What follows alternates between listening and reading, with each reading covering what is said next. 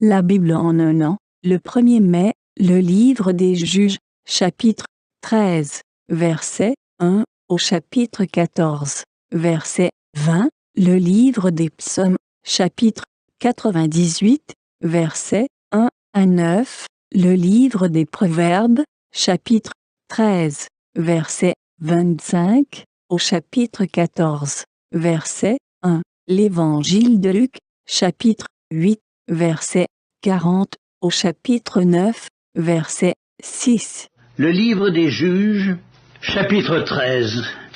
Les enfants d'Israël firent encore ce qui déplaît à l'Éternel, et l'Éternel les livra entre les mains des Philistins pendant 40 ans.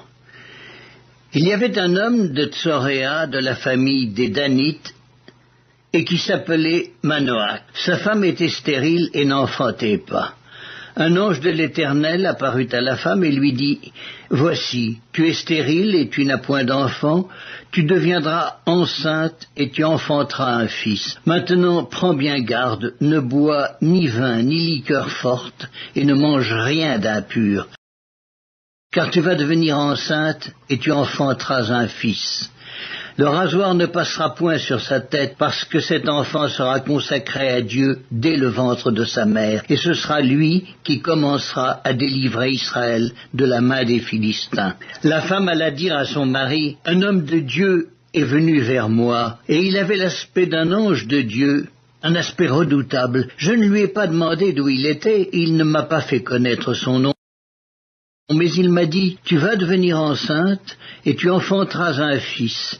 Et maintenant ne bois ni vin, ni liqueur forte, et ne mange rien d'impur, parce que cet enfant sera consacré à Dieu dès le ventre de sa mère jusqu'au jour de sa mort. » Manoach fit cette prière à l'Éternel. « Ah Seigneur, que l'homme de Dieu que tu as envoyé vienne encore vers nous, et qu'il nous enseigne ce que nous devons faire pour l'enfant qui naîtra. » Dieu exauça la prière de Manoach, et l'ange de Dieu vint encore vers la femme. Elle était assise dans un champ, et Manoach, son mari, n'était pas avec elle. Elle courut promptement donner cette nouvelle à son mari et lui dit, « Voici, l'homme qui était venu l'autre jour vers moi m'est apparu. » Manoach se leva, suivit sa femme, alla vers l'homme et lui dit, « Est-ce toi qui as parlé à cette femme ?» Il répondit, « C'est moi. » Manoach dit, « Maintenant, si ta parole s'accomplit, que faudra-t-il observer à l'égard de l'enfant, et qu'y aura-t-il à faire ?» L'ange de l'Éternel répondit à Manoach,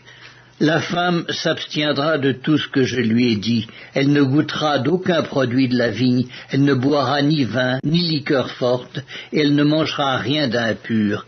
Elle observera tout ce que je lui ai prescrit. » Manoach dit à l'ange de l'Éternel, « Permets-nous de te retenir et de t'apprêter un chevreau. » L'ange de l'Éternel répondit à Manoach, « Quand tu me retiendrais, je ne mangerai pas de ton mets.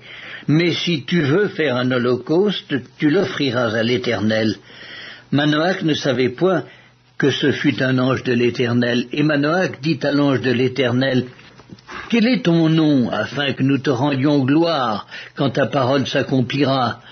L'ange de l'Éternel lui répondit, « Pourquoi demandes-tu mon nom? Il est merveilleux. » Manoach prit le chevreau et l'offrande, et fit un sacrifice à l'Éternel sur le rocher. Il s'opéra un prodige pendant que Manoach et sa femme regardaient. Comme la flamme montait de dessus l'autel vers le ciel, l'ange de l'Éternel monta dans la flamme de l'autel. À cette vue, Manoach et sa femme tombèrent la face contre terre. L'ange de l'Éternel n'apparut plus à Manoach et à sa femme. Alors Manoach comprit que c'était l'ange de l'Éternel. Et il dit à sa femme, « Nous allons mourir, car nous avons vu Dieu. » Sa femme lui répondit, « Si l'Éternel eût voulu nous faire mourir, il n'aurait pas pris de nos mains l'holocauste et l'offrande, il ne nous aurait pas fait voir tout cela, et il ne nous aurait pas maintenant fait entendre pareille chose. » La femme enfanta un fils et lui donna le nom de Samson. L'enfant grandit, et l'Éternel le bénit. Et l'esprit de l'Éternel commença à l'agiter à Machanédan, entre Tsoréa et Eshtaol. Le livre des Juges, Chapitre 14. Samson descendit à Timna, et il y vit une femme parmi les filles des Philistins. Lorsqu'il fut remonté, il le déclara à son père et à sa mère, et il dit, « J'ai vu à Timna une femme parmi les filles des Philistins, prenez-la maintenant pour ma femme. »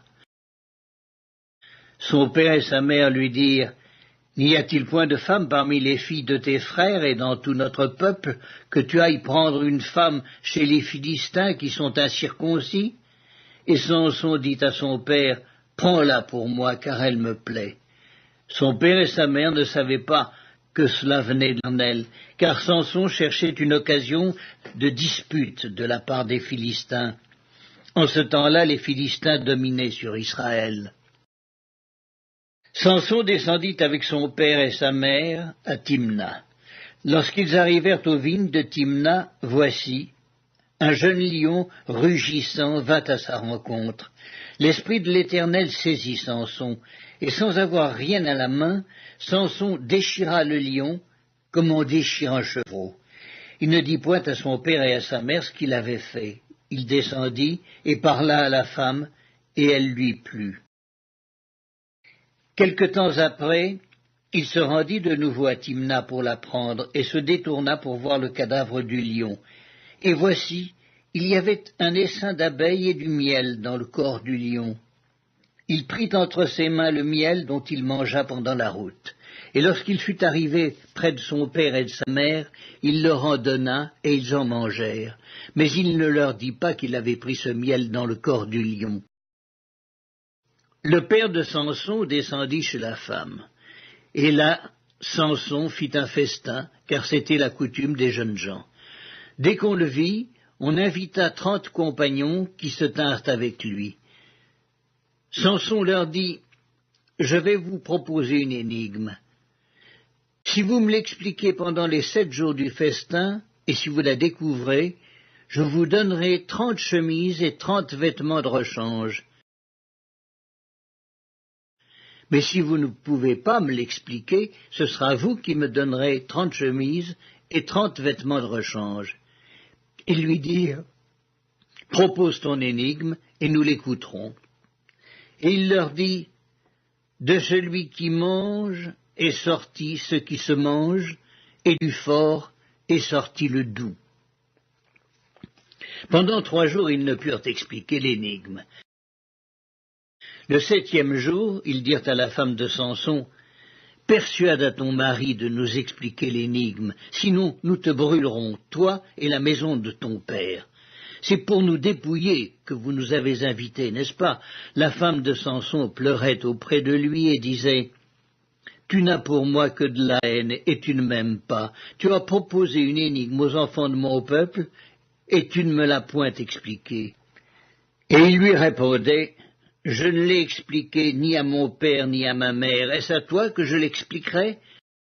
Elle pleura auprès de lui pendant les 7 jours que dura leur festin.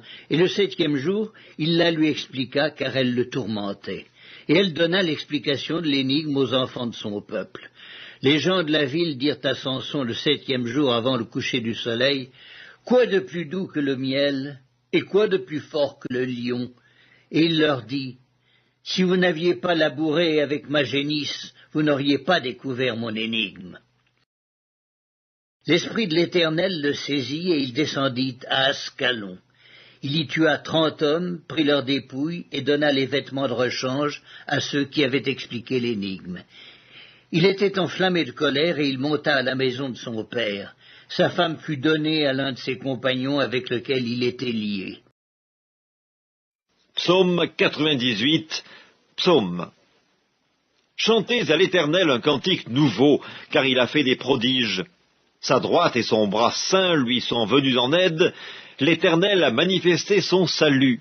Il a révélé sa justice aux yeux des nations. Il s'est souvenu de sa bonté et de sa fidélité envers la maison d'Israël. Toutes les extrémités de la terre ont vu le salut de notre Dieu. Poussez vers l'Éternel des cris de joie, vous tous, habitants de la terre, faites éclater votre allégresse et chantez. Chantez à l'Éternel avec la harpe chantez des cantiques, avec les trompettes et au son du cor, poussez des cris de joie devant le roi, l'Éternel.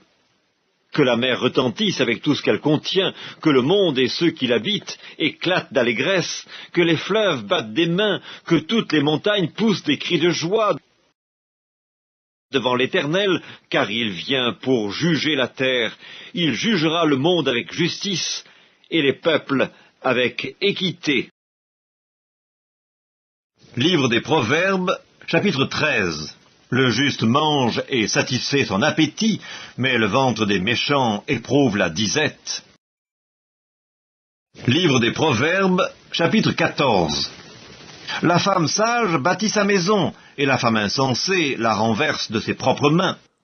Évangile de Luc, chapitre 8.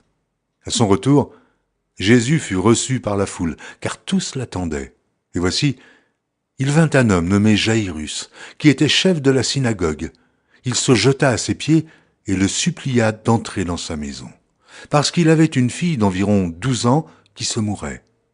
Pendant que Jésus y allait, il était pressé par la foule. Or, il y avait une femme atteinte d'une perte de sang depuis 12 ans, et qui avait dépensé tout son bien pour les médecins sans qu'aucun ait pu la guérir. Elle s'approcha par derrière et toucha le bord du vêtement de Jésus. Au même instant, la perte de sang s'arrêta. Et Jésus dit, « Qui m'a touché ?» Comme tous s'en défendaient, Pierre et ceux qui étaient avec lui dirent, « Maître, la foule t'entoure et te presse, et tu dis, « Qui m'a touché ?» Mais Jésus répondit, « Quelqu'un m'a touché, car j'ai connu qu'une force était sortie de moi. » La femme, se voyant découverte, vint toute tremblante se jeter à ses pieds et déclara devant tout le peuple pourquoi elle l'avait touchée et comment elle avait été guérie à l'instant.